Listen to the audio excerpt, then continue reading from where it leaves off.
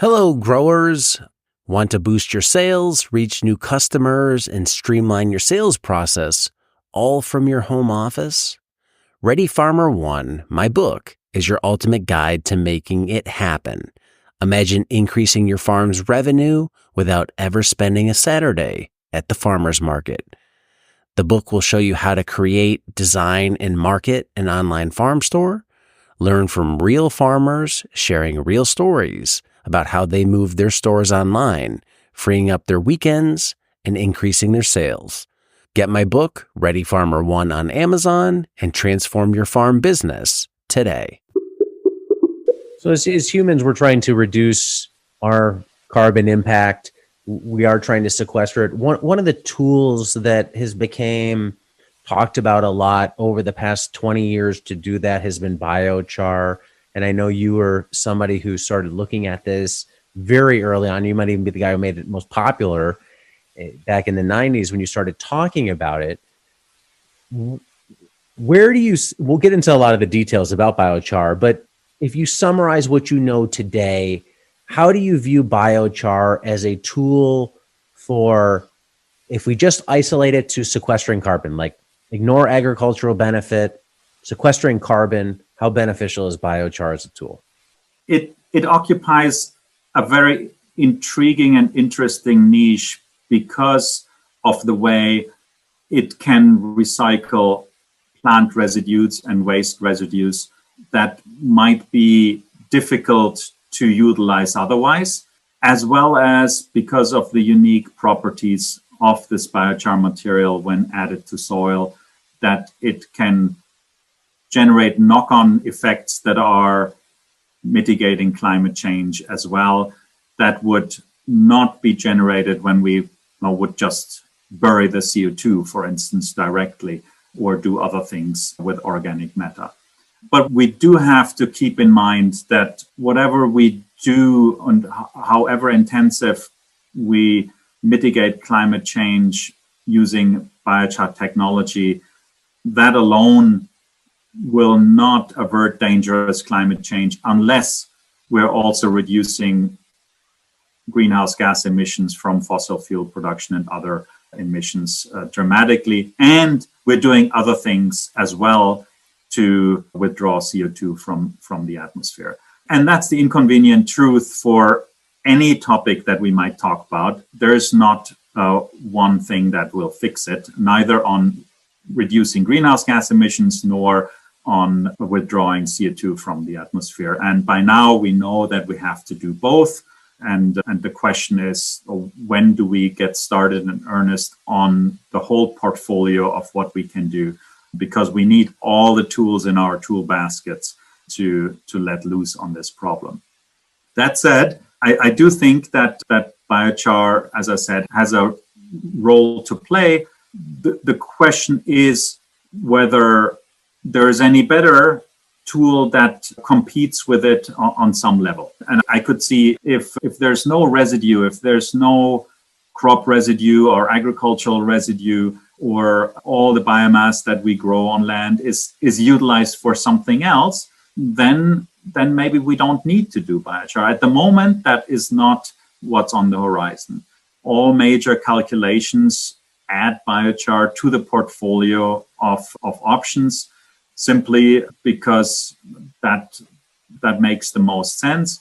But the decisions, there's always questions about where shall we allocate our resources, both in terms of research, but also in terms of development and policy incentives, but also in plain carbon. We've talked about this just now, that we want to maximize organic matter additions to soil to build soil organic matter. If we take some of that residue, some of those leaves and wood, and make biochar from it, we will add less to the soil. Yes, we're making a material biochar, and that's the backbone of why biochar is a climate mitigation tool, because that biochar is 1 to 2 orders of magnitude more persistent in soil than if we had added the leaves or the wood to the soil without charring it. So a lot of the functions that a leaf added to soil is delivered also buy that charred leaf added to soil, with the benefit that charred leaf remains in soil 1 to 2 orders of magnitudes longer than the uncharred leaf would have had. And there are other benefits that charred leaf has actually a better ability to retain nutrients, for instance, than the uncharred leaf. And all of that adds to a very interesting argument for charring those residues that we can, because they are already posing an environmental burden, and substitute a shorter-lived leaf residue with a longer-lived char residue. And so the current calculations indicate that if we were to adopt biochar on a global scale massively, then we would not get beyond about 10-20% of current fossil fuel emissions. And that is in the order of magnitude of any other technology that you can think about as well, maybe with the exception of very ambitious direct air capture and BECCS and other technologies that might potentially reach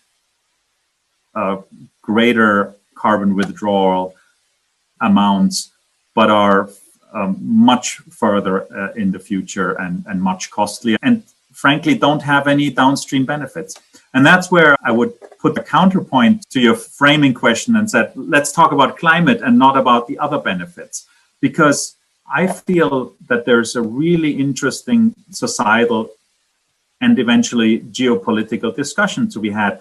We have a finite amount of plants and photosynthesis on this planet.